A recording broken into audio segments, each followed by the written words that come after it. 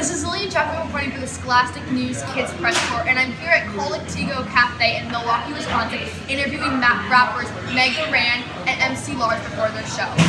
So I'm trying to figure you guys out, and I read that you, Lars, are one of the creators of Lit Hop. Could you tell me what that means? Like, you know? Yeah, so Lit Hop is essentially rap about books and literature. And when I met my friend, fellow English major Mega Ran, we realized we both love writing songs about books. And so I heard the term from a friend of mine, Baba Brinkman, and so he's a rapper from Canada. So yeah, like literature and hip hop. So and that kind of sums up our new project we just did. It's lit. So what's the new project that you guys are just doing? It's called The Dewey Decibel System.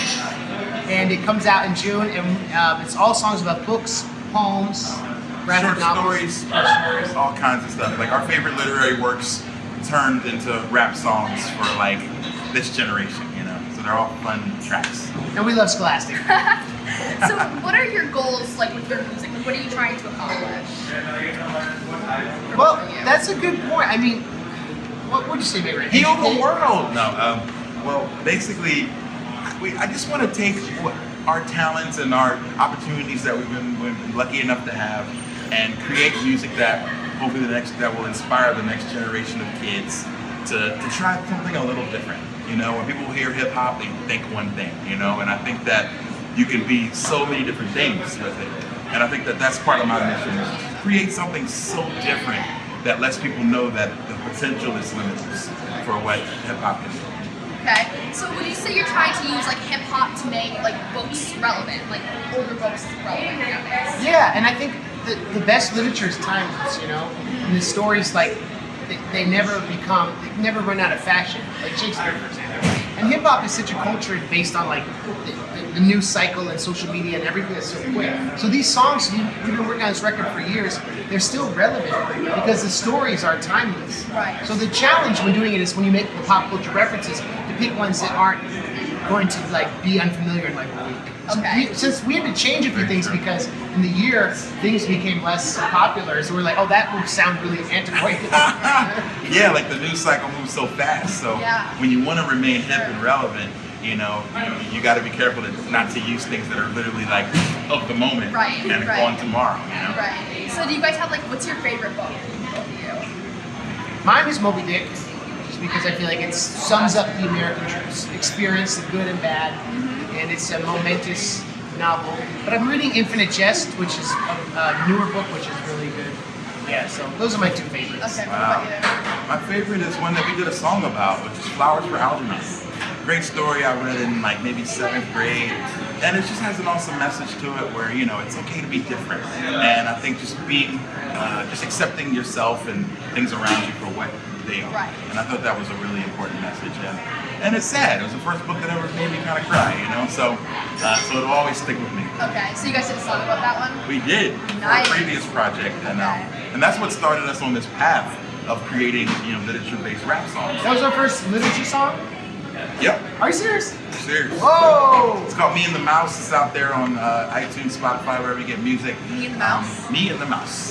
Yeah. Interesting. Lars, what kind of kid were you? I was simply hyperactive. My mom is a librarian, so I'd always go visit her at work, and she always read to me a lot. And like reading books was one of the only ways I found that I could be calm, you know. And I learned guitar in middle school. I started writing like rock songs first, and I got into hip hop in high school. And like Mega Ran said, I always liked hip hop because it's a way to like collaborate and make friends. And, yeah, music to me was like a way for me to help learn and become a more focused student. Okay. And all my best friends I met through music, so I'm grateful for it. Okay. So then I've heard from some people that your shows are often intergenerational, that you know, parents can bring their kids there and they kind of listen to like the same thing, and that's kind of unusual nowadays for parents and kids to be able to listen to the same music. So parents who bring their kids to your shows, what do you think they're hoping that their kids will get out of it? That's a wow, you got great questions. Thank you. Good job, Lillian. Last night we had I had a fan of mine who came and saw us play a few years earlier in Minneapolis, and he enjoyed it so much that this time he brought his 10-year-old daughter to her first ever concert, and she had a blast. And I think that what he saw and experienced at that show was something that he wanted to see again through his child's eyes, which I thought was so beautiful. And he's just like, well, she had the best time of her life, you know? And she made us all little presents. Like, she was super cute and super sweet. But at the same show, there was a woman probably 75 years old who like was there with her children who enjoyed it. So I thought like, wow, we're able to kind of reach everyone by not only being relatable, but I think just kind of staying the course. We've all been doing this 10 years or more, so a lot of us are connected to people's really awesome moments.